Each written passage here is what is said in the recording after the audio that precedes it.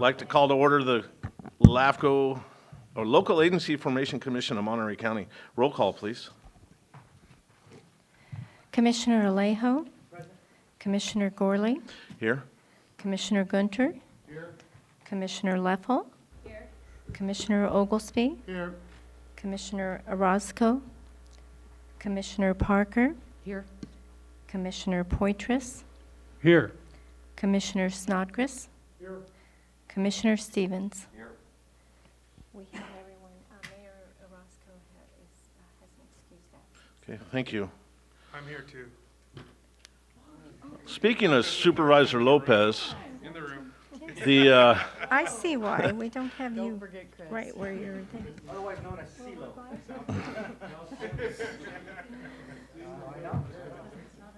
a hero to the unincorporated city of Schular. We really appreciate your efforts down there, Chris. Thank you. Chris, would you lead us in the Pledge of Allegiance?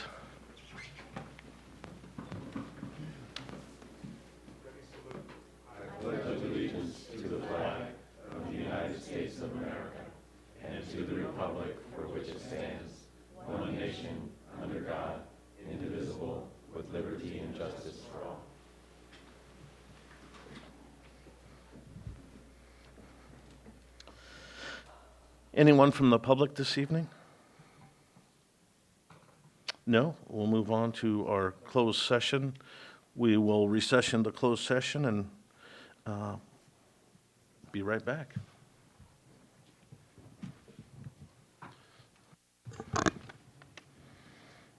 You can reconvene now. We'll go ahead and bring ourselves out of closed session. And there's no reportable action from closed session.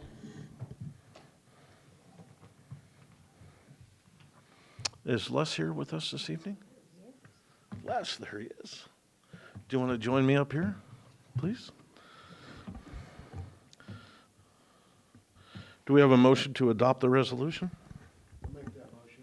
Second. All those in favor? Aye. Aye. Opposed? Being none, motion carries. Thank you. For our sincerest appreciation, thank you. We learned a lot.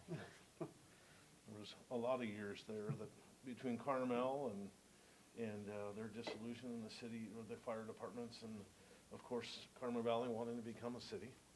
But I'll go ahead and read this. A resolution in appreciation and commendation, Les Gerard, for dedicated and outstanding service as legal counsel.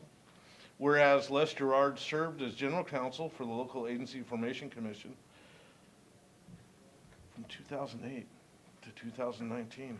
And whereas Mr. Gerard, while serving in said capacity, has consistently provided this commission with sound legal guidance that enabled the commission to fulfill its legislative mandate and to arrive at a meaningful and equitable decisions on the matters coming before it, doing it in a legally supportable manner. And whereas Mr. Gerard has, as general counsel to this commission, displayed an unexcelled sense of dedication and professionalism, which has helped the commission to implement both the letter and the spirit of the Cortese-Knox-Hertzberg Act and locally adopted policies under which LAFCO functions.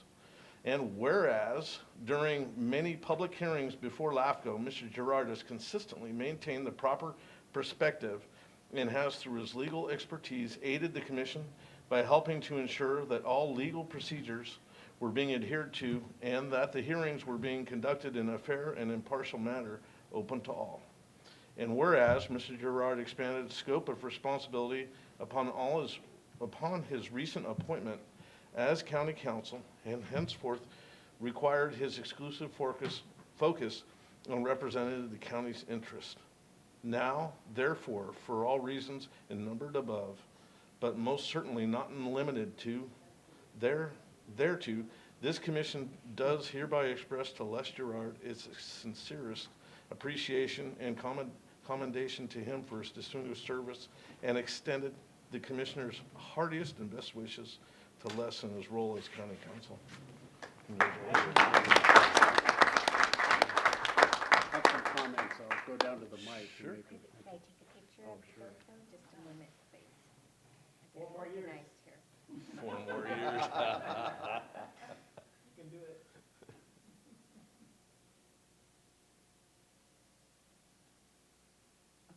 thank you. Thank you, Les.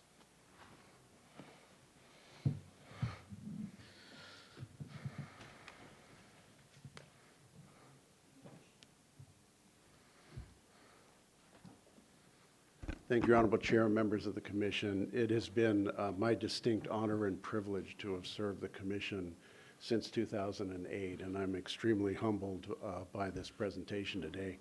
I must confess that my background has been primarily advising a charter city, and in that capacity, LAFCOs were always viewed as an annoyance and kind of in the way. As when becoming your counsel in 2008, I really learned how valuable and important the work of the commissions are throughout the state, not to mention just this county. So while I am no longer your primary counsel, I'm leaving you in very good hands with Ms. Kelly Donlin, and I'm not going away. I will be your backup, so you may occasionally see me or hear from me as the case warrants. But thank you very much. As I said, it's been my extreme honor and privilege to have served the commission all these years. Thank you. Thank you, Les.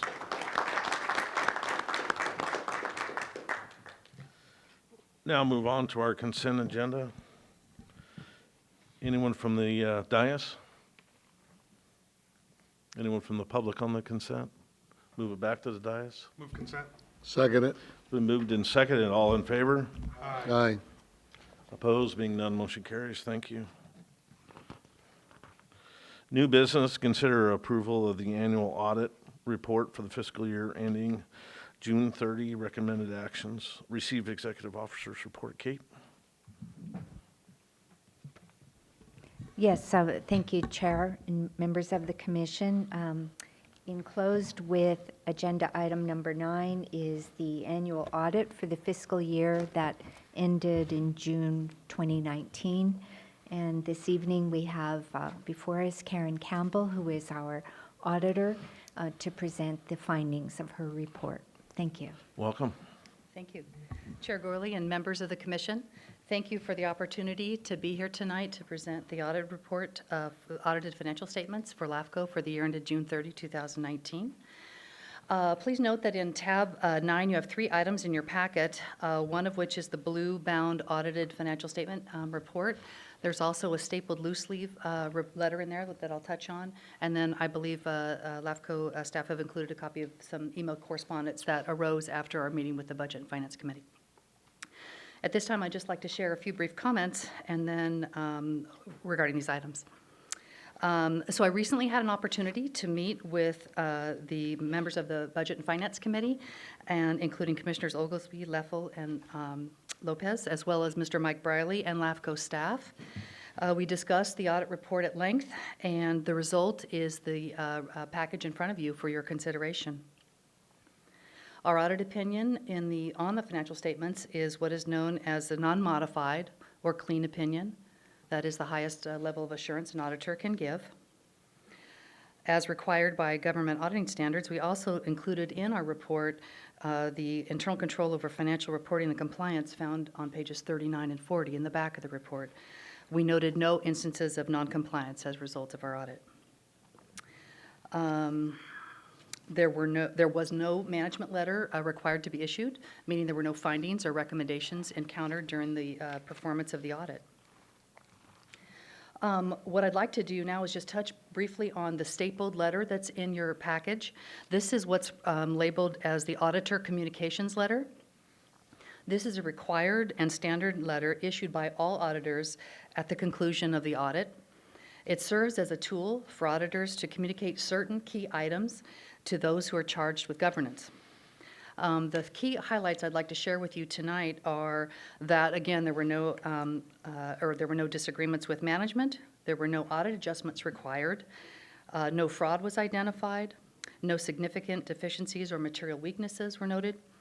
The audit was completed in a timely manner as planned, and management was, and your team, your accounting team, were found to be very helpful and knowledgeable and accelerated that process.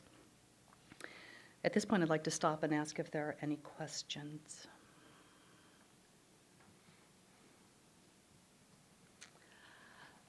If there are none, I just would like to again thank Kate and the members of her team, as well as Mike Briley and his firm. We work very closely together for an extended period of time, and this 40-plus page report in front of you is the results of that. So we appreciate the opportunity to be here, and if anything comes up afterwards, we'd be happy to answer any questions. Thank you.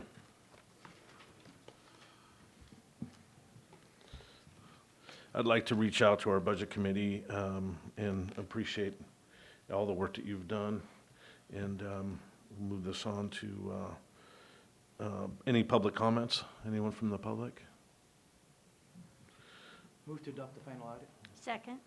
It's been moved and seconded. All in favor? Being opposed, no, motion carries. Thank you. We'll now move on to consider approval of year-end financial statements, period ending June 30, 19. Kate? Thank you. The year-end financial statements were considered by our Budget and Finance Committee in November at a meeting in which Mr. Mike Briley here was in attendance.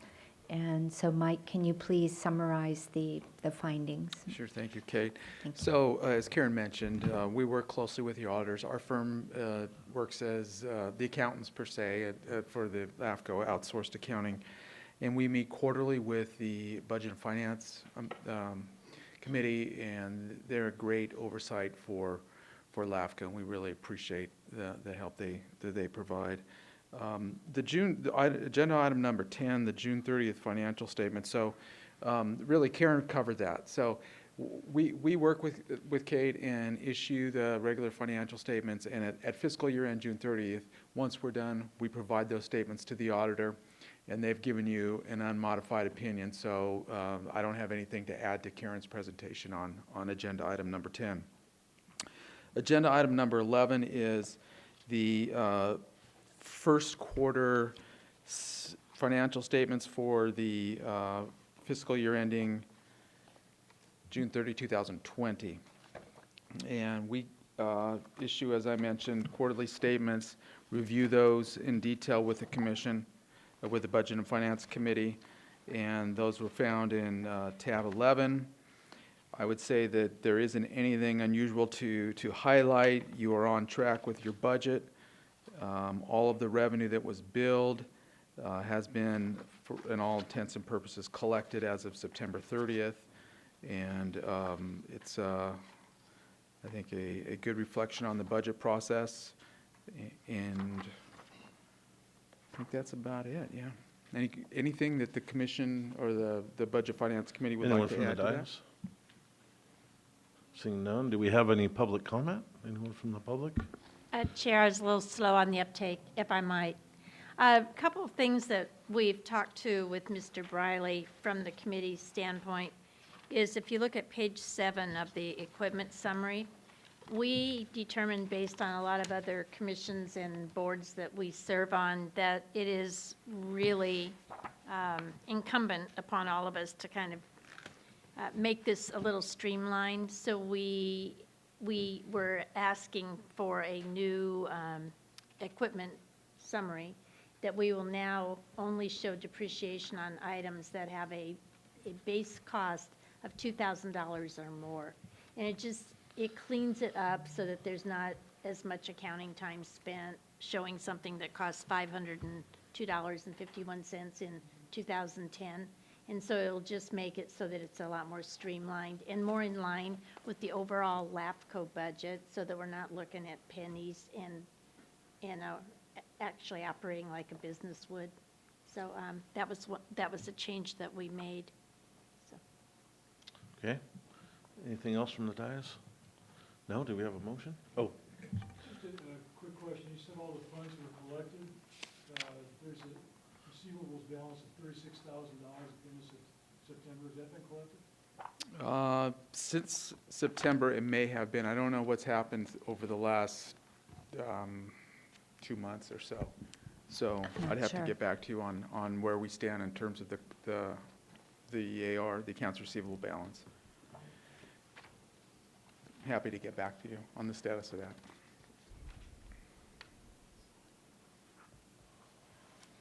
okay. Anything else? Yeah, I think I have two quick points. I think that's a question we had at the subcommittee, and Kate, you told us that's a normal point in the budget where it always falls behind. It's a normal, at this time of year, we're normally short that type of money because of funding mechanisms. So could you just explain that to the board about this is not unusual not to have that money at this time? Yes, I'd be happy to. Our local agencies received invoices from the county auditor controller in June based on a distribution for the adopted LAFCO budget for this current fiscal year. And it is very normal that we receive the bulk of those funds through the summer, through September, but it's very normal that most likely through this month, that particularly the smaller agencies, just take a little bit more time to pay their contribution. And that was my point, so it's normal. It's not as though we're really looking for the money at this time of year. It's just always outstanding, some minimum amount of money. Yes, that is correct. Thank the chair. Anything else from the dais? Do we have a motion? I would move for approval on items 10 and 11. Can we put both of them together? Okay. We need to open up the public comment on item 11. Anyone from the public wishing to comment on our item 11? Seeing none, we have a motion and a second for both items, 10 and 11. All those in favor? Aye. Opposed? Being none, motion carries. Thank you.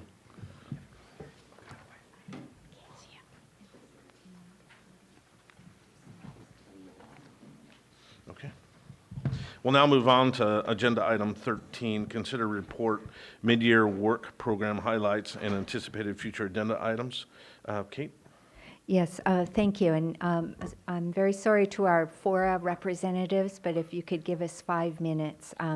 Matthew Sant, the Community Development Director for the City of Gonzales, had some comments regarding item 13. So, Darren, can you please give staff report?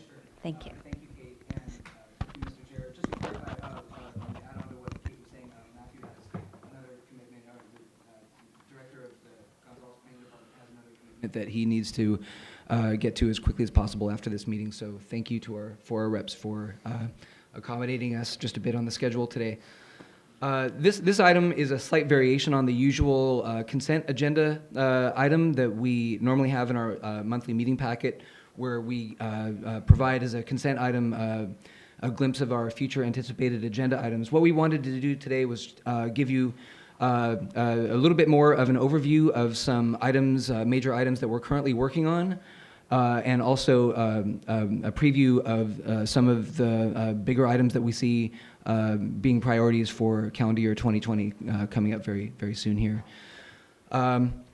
Looking at page 1 on your in your executive officer's report for this item, the first item we wanted to touch on is the fire and emergency medical services study that I think you're all aware of, that we're working on, where we're looking at existing services and current issues in the unincorporated county, particularly with a focus on the most challenged and underserved areas of the county, and with a view towards hopefully identifying some options that may be possible for improving services and agency sustainability for some of these areas. We are looking at 10 fire protection districts, 1 community services district, 1 airport district that provides fire services, 2 volunteer fire agencies, and 3 county departments that are related to these fire and EMS efforts. We've had 11 meetings with those agencies over the last few months in consultation with our consultant, retired Fire Chief Mike McMurray, our extremely capable, knowledgeable, and highly effective and worthwhile consultant, I would just like to say. And also working with our informal technical advisory committee that we've put together with some leadership from the fire and EMS community, We've had at least 11 meetings that I could count since last August, looking back at our schedules. And as we mentioned in the EO report, we do anticipate having a completed study for consideration by this commission in about March or April. The other item on page 1 in your EO report tonight is in relation to our work, LAFCO staff's work, having to do with dissolution of the Fort Ord Reuse Authority. That will be item 12 that we'll be discussing in just a few moments here as a separate item. Turning briefly to highlights of major work products and efforts that we see on the horizon in calendar year 2020. The first item we've listed on page 2 has to do with some major potential city growth that we anticipate being proposed by the cities of Gonzales and Soledad in 2020. Some very substantial growth, really quite honestly on a scale that we have not seen before, at least not in recent memory with these smaller cities in the Salinas Valley. We had a very major expansion of the city of Salinas back in 2006 to 2008 called the Future Growth Area Annexation, which was approximately 4 square miles, or about 2,600 acres. So both of these proposals would be much smaller than that, but they are, in terms of proportion, in comparison to the size of these smaller cities that we're talking about in the Salinas Valley, this would be some very substantial growth, and we do see this as being one of the major things that we'll be looking at next year. Matthew will, I want to recognize, as I mentioned, that Matthew Sant, the director, is here. Let me just pause it right here for a moment so I can, so we can, if I may, I'd like to give Mr. Sant an opportunity to make some comments, give us a little bit of an update on where the city is with its request for proposals process, which I believe is where the city currently is with building up to submitting an annexation proposal to LAFCO. And so if I may pause it here for just a moment, we'll let Mr. Sant speak, and then I'll just continue and give you a brief update on these last remaining items. I'd also like to mention that Brent Slama, the Community Development Director for the City of Soledad, was also invited to attend today, and unfortunately he was not able to make it. But with that, let me turn it over to Matthew. Thank you, Darren, for the intro. Matthew Sant, Community Development Director, City of Gonzales. Welcome. And as of the beginning of December, because Harold Walgamot is walking away into the sunset, I'm now Community Development Director / building official. You know, the last man standing sort of a thing. The Public Works Director is now Patrick Dobbins, who's also our city engineer. Briefly, some of you were around in 2014 when the City of Gonzales expanded its sphere of influence. And that picture there shows that bright line where our sphere of influence went out into the east side of town in 2014. We're now at the point where RFPs have been sent out, requests for proposals have been sent out to EIR consultants to prepare 2 supplemental EIRs. One for the Vista Lucia project on the north end of that sphere of influence area, and on the south end of that sphere of influence area is the Puente del Monte project. Puente del Monte consists of Jackson Family Investments, or Kendall Jackson Investments, and the Rianda family. And that's the property that's flanked on the south by Gloria Road. On the north side, we have Associated Lane. To the south of Associated Lane is the Fano Ranch of 768 acres approximately. I'm anticipating that all 4 EIR consultants will be submitting their proposals to the city no later than January 3rd. That's a Friday. I'll spend the next week feverishly reviewing 4 proposals for 2 EIRs. The City Council will make a decision on who will be preparing these EIRs on January 21st, and then we quickly move into the EIR CEQA process. I'm guessing around 8-10 months to get through the EIR process on these 2 projects. And I'll answer a question that may be floating around in a gaseous state right now, and that question is, why 2 EIRs and not 1 EIR? And we've discussed this with the developer team and with our staff, And we determined that two separate properties, north and south, two separate applicants, two separate applications, two separate purses to pay for the work, and we're going to move in that direction. But also, we have to be realistic about it, in that if they were joined at the hip and one of the developers falls behind, that means they both fall behind. And that wasn't agreeable to either staff or the developers. That's why we're moving forward to LAFCO ultimately with 2 EIRs. So I'm anticipating coming to LAFCO late, approximately a year from now. And I can't say for certain, give or take a month or two, but there you have it. And with that, I'll end my presentation and remind you that Harold Wagamot has been with the city for 40 years as a volunteer firefighter and as a fire chief, and as a building inspector and a public works inspector, and what else has he done? Mayor and city council member. Anyway, 47 years at it, and he's bringing it to a close. And it's pretty amazing. There aren't too many people that do 47 years. Okay, any questions? Thank you, Matthew. You're welcome. All right. Thank you, Matthew. Thank you. Appreciate it very much. As we mentioned in the EO report, and as Matthew touched on, we expect to, the plan is for LAFCO to receive an annexation application for some number of acres yet to be determined within that overall sphere of influence. We do expect to receive that sometime, probably towards the latter part of 2020, but we are actually expecting to receive an annexation proposal for somewhere up to 640 acres from the city of Soledad almost at any time, probably within the next month or two, is the latest information that we have from the city. Thank you, Darren. If I may, Mr. Chair, just turning real quickly to the last couple of items in the EO report.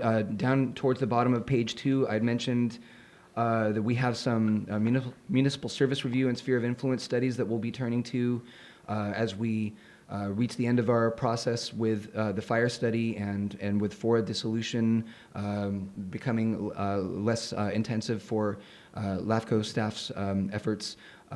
Those MSRs that are coming up in 2020 as part of this current year work program are listed on as item 13 in your executive officer's report, but they're basically the county sanitation districts, the water management district, and all cities within Monterey County.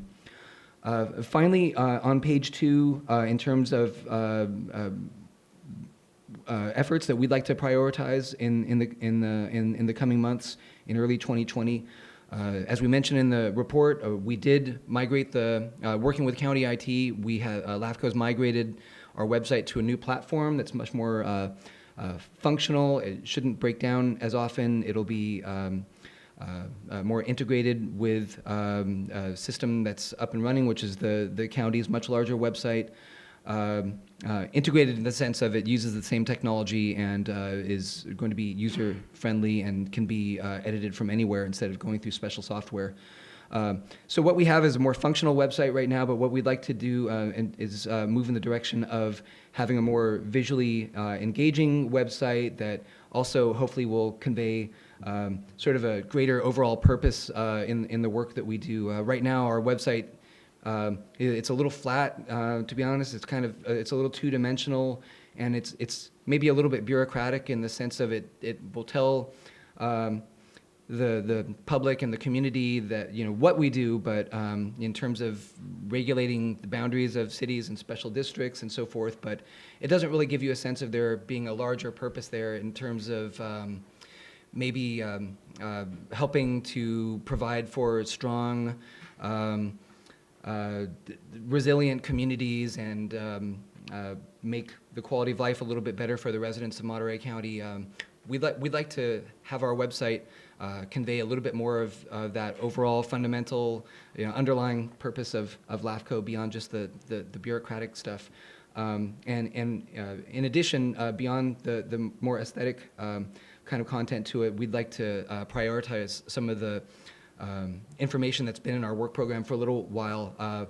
For example, we've talked about once we move to our website to a new platform, we'd like to have a corner on our website that's available and very user-friendly for providing orientation and training materials for special district directors, members of boards of directors, particularly for the smaller rural districts that sometimes struggle a little bit in terms of the basics of what their responsibilities are and what the rules and requirements are, and the opportunities as well for running a special district effectively.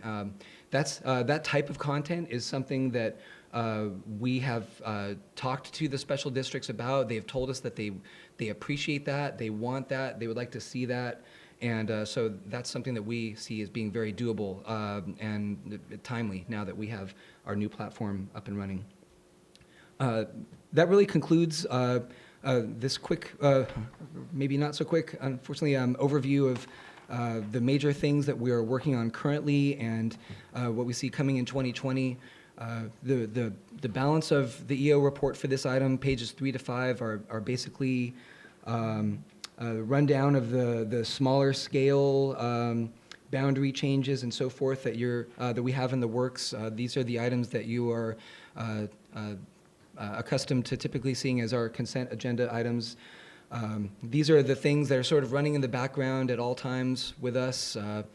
There's a little bit of an ebb and flow to this work. There are certain items here that might get backburnered for a while and then suddenly come back to life. There might be 1 or 2 items there that may never happen, and sometimes items can come up quickly. We had a meeting today, for example, with one of the cities.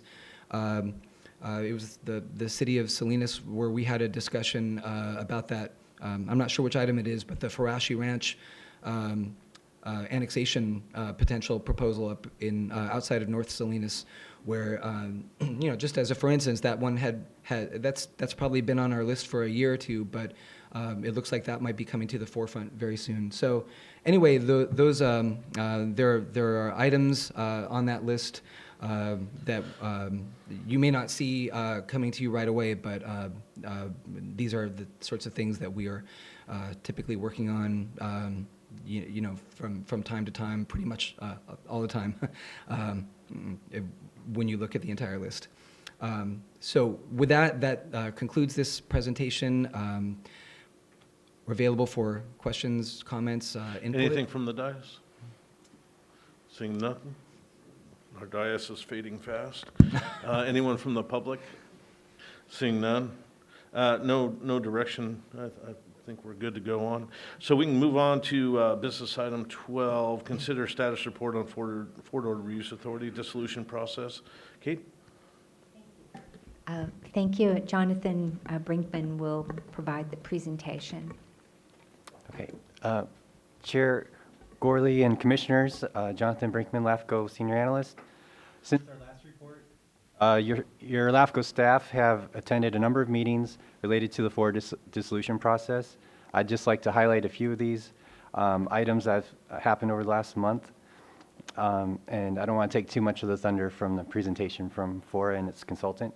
I'll just touch on these briefly. So first off, FORA continues to make progress with its underlying jurisdictions and moving to finalize these transition implementing agreements. I'd like to highlight just 3 of these areas because there's quite a long list of implementing agreements. So first, I'd like to highlight the underlying jurisdictions, the 4 cities and the counties, review and negotiation of the multi-agency implementing agreement. That's moved quite far ahead, and it's nearing a final state for review and consideration by the county and the cities. A second point for highlight, I'd like to point out the city of Seaside is taking steps to assume forest munitions cleanup program responsibilities. That's called their Environmental Services Cooperative Agreement, or ESCA. As a third highlight, I'd like to point out that FORA and the U.S. Fish and Wildlife Service have published the draft habitat conservation plan for Fort Ord, and its accompanying EIS, EIR for public review. It's in the middle of that review process. I believe it ends December 15th or 16th. And now the underlying agencies that would receive permits under that plan, the permittees, are looking at forming a joint powers authority to implement the HCP. And then I just want to bring forward just a staff opinion or how we look at, since FOR's dissolution date is coming closer forward to the June 30 date, some stakeholders may be concerned about what if not all these implementing agreements, because there's about half a dozen or so of these implementing agreements, what if they don't get finished in that time? So in that scenario, where would we want to focus efforts? Where should FOR's agencies and stakeholders focus their efforts?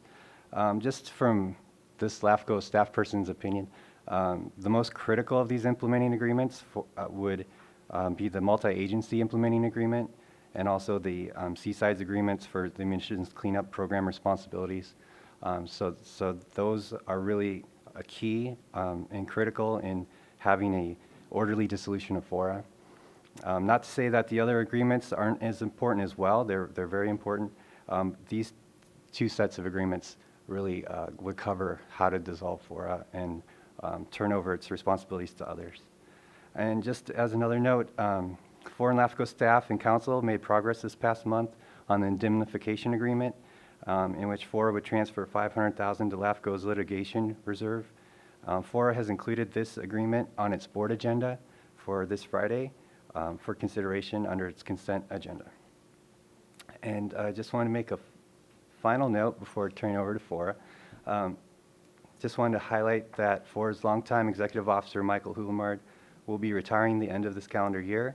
And in recognition of his 23 years of service at FORA, LAFCO staff and commission extend appreciation and best wishes to Michael. Thank you.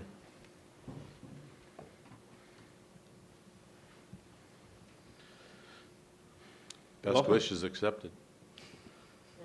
Thank you very much. I wanted to mention a couple of things today, and first of all, thank you for the opportunity to speak before the commission tonight. It will be the last LAFCO meeting that I will be able to attend as executive officer. That doesn't mean you won't see me again. But I have a couple of important things to point out. Jonathan listed some critically important things, and there are some others that are in the path of what we're doing as well. We just left rather engaged meetings in Washington, D.C. with our colleagues in the United States Army, the Department of Defense, and others, because in addition to all of the things that we do here, we also have a long-standing working relationship with the folks in Washington, D.C. about who the designated local redevelopment authority is for the former Fort Ord property and what happens with those funds and the agreements associated with that. There's also a question about our economic development conveyance agreement and how those pieces all work together. You have a brilliant staff that's done a fabulous amount of work in setting the stage for the jurisdictions in FORA to negotiate solid agreements that will allow the Monterey Bay region a path forward to keep the work going that we've started. So those are some critical things. I wouldn't be doing the right job if I didn't also say I will be spending most every hour out of the last 12 working days I have working on issues that will directly impact LAFCO's decisions about what it will have to do to accept or to receive, or since the legislature hasn't given us a clear picture of what our roles and jobs are. With respect to implementing the 2018 transition plan. I think Kendall Flint has a really wonderful presentation for you that gives you some quick detail. She knows, as I know, that holiday season, as it gets darker, everyone's ready to run out, so we're not going to hold that up much. But Kendall? I think we need to switch the presentation to the other screen there. Again, I'm Kendall Flint with Regional Government Services. It's my pleasure to be with you again tonight. And as Michael said, I will make this brief. It's really, my intention this evening is just to give you an update from my last presentation about where we are in the process with all these different agreements that are moving forward. We are still on track and on time to complete the agreements that we have in place, both for the implementing agreements and the ESCA agreements, as well as we're hoping to get, of course, some of these other side agreements that are also in place. Some of them are implementing and some of them are basically agreements that are sort of left over when FORA sunsets, relationships that they have with different jurisdictions. So when I learn how to use the mouse correctly, next, As Michael mentioned, these 5 jurisdictions are part of our implementing agreements. The final drafts have been provided to all legal counsel, and at this point, we are working with them directly to calendar dates for consideration for adoption by each of the individual agencies. We have meeting dates scheduled currently for January and February, with the intention and hope that these will all be completed, signed, and executed during that time frame. We do anticipate, as this is Monterey County, that people will have some questions. There will be some additional things, but we believe that we have been able to address the concerns expressed by both legal and staff representatives for each of the agencies. So we are feeling pretty good about moving that one forward. As far as the finalization of that happens, we are believing again that we'll have December to get any last minute changes from folks, calendared in January and February, and moving on from there. The other piece that Michael mentioned, of course, was the Habitat Conservation Plan. Now, currently, the members of what is potentially a cooperative agreement, this would be forming a joint powers authority for implementation of the Habitat Conservation Plan. This is an extremely interesting process as we are moving forward, in that we're trying to determine whether or not there's still a political will to make that happen. So Forest staff is working really hard with the member agencies or potential member agencies to identify what those challenges might be, and also to walk through both the benefits and the challenges of doing a habitat conservation plan versus a habitat management plan. We had a permittees meeting on November 20th, which was attended by all the various agencies. It was a very spirited discussion, as is often the case, and we did identify some challenges that people did have questions and concerns about. So we are moving forward with trying to resolve those through a series of meetings with the individual agencies, as well as working closely with Fish and Wildlife. Fundamentally, the idea here is we're trying to determine if, based on all of these meetings and based on the permittees' questions, if they will be able to come to agreement and move forward with the Joint Powers Authority. If they are unable to do that in the time frame before forest sunsets, then it would shift to the Habitat Management Plan, which means each agency would then be responsible for pulling its own permits and be responsible for its own habitat mitigation and monitoring moving forward. The other thing with the particular JPA timeline, again, we are also making presentations to the member agencies, trying to answer any questions that they may have. And the thought on this is that we're probably going to be doing presentations in January, February, and then moving forward with adoption, or at least move forward with the formation of a JPA potentially in March, April. Now, it is possible, as I think this board knows, they can form a JPA and still work on negotiations for specific things within that JPA. But the goal there, if they choose to move forward, is to have that in place by June 30th of 2020, so that they're able to take over implementation of the Habitat Conservation Plan. So should that move forward based on their agreement, they'll be looking at establishing a management structure and establishing fees to replace the current CFD fees that FORC has been collecting for habitat management and restoration. And then once that is all completed and they have concluded their negotiations among themselves, they would be suited to move forward or not, depending on whatever their decision is. The water implementing agreements have been completed. That is through Marina Coast Water District. Those have been provided to the agencies, including the colleges that will be, of course, negotiating their own individual agreements. But MCWD is taking over all responsibility for that particular effort moving forward, and that would include water augmentation programs and anything else that was left as far as a FORA function moving forward.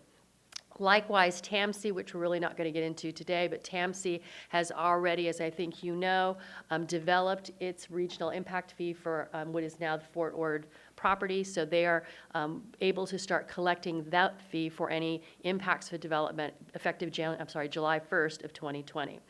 As it pertains to Seaside, staff has been working, as Michael mentioned, very closely with the Department of the Army and the other players. That group is on track, we believe, to shift control to Seaside on or about April 1st of 2020. So that likely will happen actually a little earlier than we initially had anticipated, provided that nothing else strange happens in the next several months. But those negotiations have gone quite well. Staff has been working very closely with the city of Seaside, has already begun the document transfers that are required, and has already worked out staffing transition plans moving them over. So the bottom line here is that we are definitely on track for completion of the implementing agreements and the ESCA. Water is taken care of, transportation is taken care of. I think the real question right now, which we just frankly don't know until everybody comes to the table and decides, is will this group move forward with a regional approach to the implementation of the Habitat Conservation Plan, or will they go individually in more of the habitat management plan style? That is my presentation. If you have any questions, of course, I'm available to answer those, and planning on coming back to you at your January 27th meeting to give you an update until this is all concluded.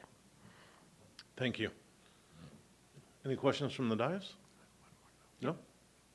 Nope. I think we have one more note from Mr. Houliard. Yes, just a quick one, and that is next week will mark my last Special District Managers meeting. I was a founding member of the Special District Managers Association 20 years ago. Kate will be there as well. I will be stepping down the end of this month as executive officer, and the assistant executive officer right now is Josh Metz. I don't know that he's actually entered into any contract, but I'll be handing that off to him in a very positive way. He'll be available for you just as I was. And so just to give you reassurance, you'll have folks here, talented folks who will continue to work very much with LAFCO, even though you've stolen 3 of our best people. But he has no grudge. Thank you. Anyone from the public on this agenda item? I had a question if I could ask. Chair, can I ask a question, please? Yes, sir. All right. I'm not, maybe Mr. Houliard might be able to answer this. This is sort of a side note. It's not a main concern to a lot of people, but public safety is a concern of mine. And there's a facility at the old Fort Ord called Mount, the military operations on urban terrain. And I've just learned that apparently before that property can be transferred, I believe, to Monterey Peninsula College, some form of fence has to be completely surrounding it. And I understand that has not been done. I don't know if there are plans to do it or who is going to be responsible to do it. But it is my understanding that the original enabling agreement or transfer agreement or whatever the right word is, requires the facility be completely surrounded with fence. And I'm wondering where we are with that process. Is MPC still slated to get that property? And have they accepted responsibility for the fence, or is that something FOR is going to do ahead of it? Or where are we with that? The military operations on urban terrain facility is slated to be transferred to Monterey Peninsula College within the next 60 days. I think we have not just that property, but some others that they are anxious to get. We just completed the processing of a covenant restricting the use of that property and a land use covenant implementation plan as well. In fact, we recorded one just 2 working days ago, last Thursday, regarding that property. So the deeds are ready. They're on their way. There's something called a Comprehensive Environmental Response Coordination and Liability Act warranty that we have to get from the Army that says anytime anything happens in the future, the Army will come back if they find it. As soon as that circle of warranty and the associated documents are processed through, then we'll transfer that property to Monterey Peninsula College. I know that they're anxious to get started, and they have some revenues that have been set aside from a bond issue for putting together a public safety officer training program. And I do know that in talking with their leadership, they're also working with others in the public safety field on how to use that facility. The Army also will continue to use that property under the agreement for Monterey Peninsula College to secure the ownership. So Army will continue to use, public safety officer facilities will be made available. I think there's still a need for program and funding. The fencing question is part of a requirement that before you can have full operations, you have to protect the work inside of the fence from spreading out and causing wildfires. As you may recall, a few years ago, we had a wildfire from the Navy using the military operations on urban terrain facility, which spread up the hill and caused many concerns for the folks in Laguna Seca and the local community. So the fence is about safety and about fire prevention. So I believe that's going to be a Monterey Peninsula College requirement. But I'll come back with you more detail in writing to the executive officer. Just one quick follow-up. Does that mean the fence must be built before the property can be transferred or No. not? That's not in our requirements. Perhaps I was misinformed. Thank you. I think that's it. Chair, thank you for the time. You bet. Thank you. Good? All good? Okay, move on to, there's absolutely no action. Executive Officers Report. Thank you, Chair. Agenda item number 14 contains written information about 3 current matters relating to LAFCO, and these are for your information only. Thank you. Commissioner comments? Seeing none, call adjournment. Thank you.